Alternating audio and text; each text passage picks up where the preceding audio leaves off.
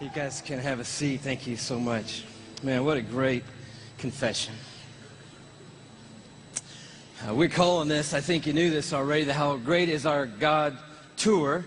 Not just because God has given Chris this phenomenal song that circled the globe, but we're calling it the How Great Is Our God Tour because we are here tonight worshiping a God that is far beyond anything we could ever dream of or imagine. We are here tonight to worship a huge, massive God of grace and glory.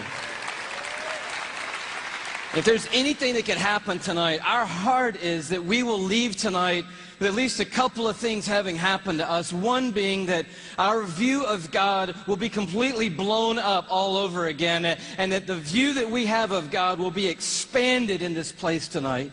And that we will leave here with the confidence that He is able to hold on to us and hold us together no matter what circumstances come our way in this lifetime. And if you were with us on the Indescribable Tour, we sort of took a swing at that first part, looking at the bigness of God and the greatness of the universe. Anybody make it out to the Indescribable Tour, by the way? A few of you guys were there. The story of it in a nutshell was that the heavens are telling the glory of God. Their expanse declares the work of His hands. In other words, all you have to do is look up and you see the size of the God that we're worshiping tonight. We ended that, just a little review, with this galaxy right here, the Whirlpool Galaxy. You're like, man alive, we're talking about astronomy at a Christian worship service. Why not? The God that we're worshiping tonight is the one who created that right there. It's called the darling of astronomy. The reason why is it's sitting completely perpendicular to us on Earth, and when we look up at it, we get this beautiful view. But check this out. The Whirlpool Galaxy is 31 million light years away from where you're sitting right now. Okay, they got nothing in here tonight. 31 million light years away. That's just the first little thing we got to catch up with tonight. By the way, the story opens like this. In case you forgot, in the beginning, God created the heavens and the earth, and He said, let there be light, and there was light. And that was a phenomenal moment when that happened, because light came out of the mouth of God traveling 186,000 miles a second. That's how fast light is traveling through the universe. And so a light year, therefore, is how far light travels in 1 year, and I'll do the math for you. It's 5.88 trillion miles is a light year. So, as we talked about before, when you start to get around in the neighborhood of God, the mile is not going to help you. The yardstick, the ruler, the tape measure, these things are of no value in the universe that God has made. We're using a ruler called a light year that's 5.88 trillion miles long, and if you'd like to go to the Whirlpool Galaxy, be my guest. All you have to do is multiply 31 million, that's how many light years it is away, by 5.88 trillion miles, and that's the distance that you've got to cover. Anybody with me so far? I'm wondering, are there any science lovers here tonight? Because we're going to have a little scientific content tonight, and I need to know if anybody's going to be with me so far. So you do the math, or you could look at it a different way. You just have to travel 186,000 miles a second for 31 million years, and voila, you will arrive at the Whirlpool Galaxy. Second thing that's pretty stunning, given that our God made that, is it contains 300 billion stars. In that one galaxy, 300 billion stars. And it is one of hundreds of billions of other galaxies in the known universe that God has made. And it just reminds us all over again tonight, man, this God that we're singing to tonight, He's enormous. He's bigger than anything we've ever dreamed of. He's bigger than our wildest imagination of Him. But we ended by looking inside that thing, and this is pretty stunning. Those of you who've seen it remember, but the Hubble Space Telescope is circling the Earth at 360 miles above the Earth, and it takes amazing images of these galaxies and other phenomena of the cosmos, and it looked into that white core of the Whirlpool Galaxy, and lo and behold, there is a black hole in there. And we'd never seen it before until Hubble could take an image of it, and I found this on NASA's site, hubblesite.org. This is what Hubble sent back to us from 31 million light years away from the black hole core of the Whirlpool Galaxy. They send us back this image right here, and it's just crazy. It's crazy. It's the glory of God, the grandeur of God. It's the grace of God and the mercy of God everywhere we look. It's the imprint of God in all of creation, everywhere we turn. And tonight we just want to begin with the bigness of God, the grandeur of God all over again. We're going to do it by looking at 4 stars. Can you handle 4 stars tonight? The first one's easy because there's just one star in our solar system, and that star is called the sun. Thank you very much. Yes, it's our own star. It's there's an image of it for you, by the way. It's a little more fierce than we often think. It's 10,000 degrees Fahrenheit on the surface, but what I want you to see about it is how big it is.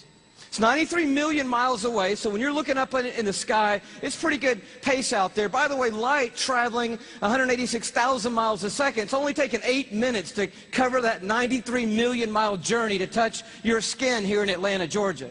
But what I want you to see is the size of it. It's like 1,000,000 times the size of the earth, and that matters to us tonight when you hear what the psalmist said. Listen to his words. By the word of the Lord, this is Psalm 33, the heavens were made. In other words, God didn't lift a finger when he made the universe. By the word of the Lord, the heavens were made. But he goes on to say, their starry hosts by the breath of his mouth. So we're looking at something so intense that we don't want to get any closer than 93 million miles away, which is what we are right now. And then we read that God just breathes out stars. It's crazy to think about it. 1,000,000 times the size of the earth. So here's a little perspective that sort of changed my life. If the earth were the size of a golf ball, okay, the sun would be 15 feet in diameter. Okay, that didn't seem to move anybody either, so let me try it a different way. Let me just try it just a different way. I thought I might need this, so I brought a golf ball, okay? So all through the evening, this is going to represent Earth, all right? So this is where we are. I need everybody in the building to look as closely as you can and find yourself, okay? And when you found yourself, I want you to nod your head so that I know you've located you on the earth, okay? You nodding your head? Okay, you found yourself. If the earth were a golf ball, the sun would be 15 feet in diameter. That's not 15 feet in diameter. Can we blow that up just a hair and maybe give them 15 feet in diameter? So here's a little perspective for you, okay? Is this working for anybody? Here we are on the earth, and that's the sun. It's so big you could put 960,000 Earths inside the sun. So if the earth were a golf ball and the sun were 15 feet in diameter, you could put 960,000 golf balls inside that 15-foot diameter sun. That's enough golf balls, by the way, because I know that seems like a big number, to fill a school bus with golf balls could fit inside the 15-foot in diameter sun. It's a massive star, and it's one of hundreds of billions of stars in the Milky Way galaxy, our cul-de-sac in the neighborhood called the cosmos that God has made. It's huge, and we're worshiping a star-breathing God tonight. But I want to tell you about the second star, okay? Because the second star absolutely wrecked my life. I heard about it when I was a high school student here in Atlanta. One of our youth leaders did a talk, and he mentioned this star. I didn't know how to talk to God for about 2 months after I heard about this star. It's called Betelgeuse or Betelgeuse. You can pick your pronunciation. I'm obviously going with Betelgeuse. And Betelgeuse is incredible. Here it is in the night sky. I know it doesn't look incredibly ferocious, but it's 427 light years away. So that's 427 times 5.88 trillion miles away from us right now.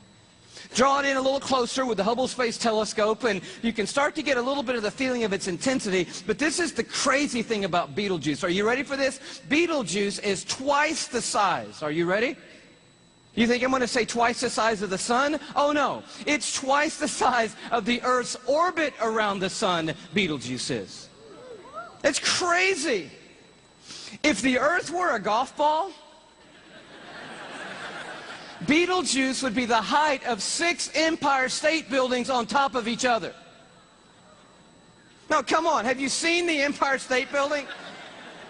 I mean, maybe what you're going to need to do is gather the family, get a golf ball, get some plane tickets, and fly up to New York. And you're going to go into Midtown, you're going to take your golf ball and put it on the sidewalk outside the Empire State Building.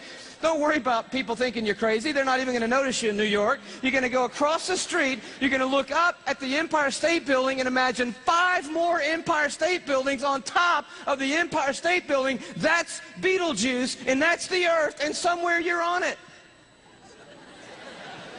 Of Rome after Constantine saw this sign. Here's what's important. I got to go through this real quick. There are 3 crosses in heaven. Listen to me very carefully. First of all, there is the sign of the Southern Cross. It's the smallest of 88 modern constellations. It gradually was lowered below the European horizon. It was seen in Athens in 1000 BC, but it became so low in the sky that by 400 AD it was never seen above the Greek horizon. It can be seen all year long in the country of Australia because of where Australia sits. But here's what's important. The Southern Cross was last seen on the horizon in the time of Christ, and then it dipped below the horizon about the time of Christ's crucifixion. Now, it didn't happen instantly, but that's where it gradually began to go.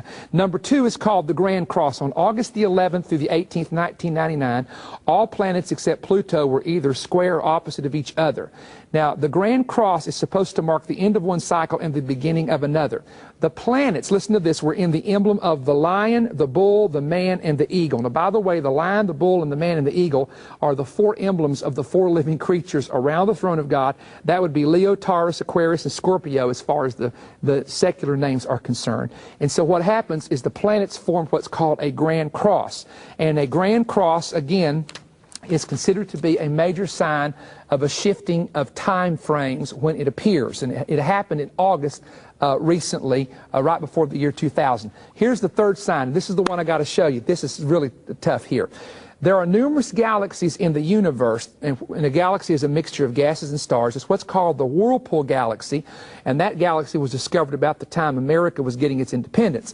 If you take the Big Dipper, there's 7 stars in the Big Dipper, and actually the North Star is above the edge of the cup on the Big Dipper. That's the brightest star in the heaven. And you can see in the handle of the Big Dipper, right below it there, is what's called the Whirlpool Galaxy, 37 million light years away from us.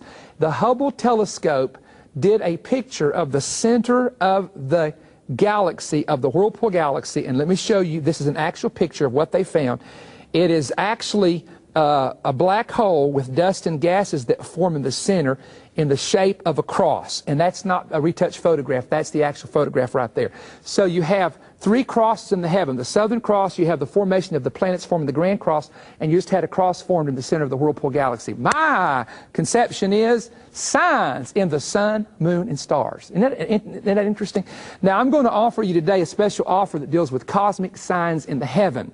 If you want the teaching that deals with the 3 crosses that we just talked about, get it separate on the internet, and we'll make available to you a DVD where you can see it from one of our recent conferences, okay?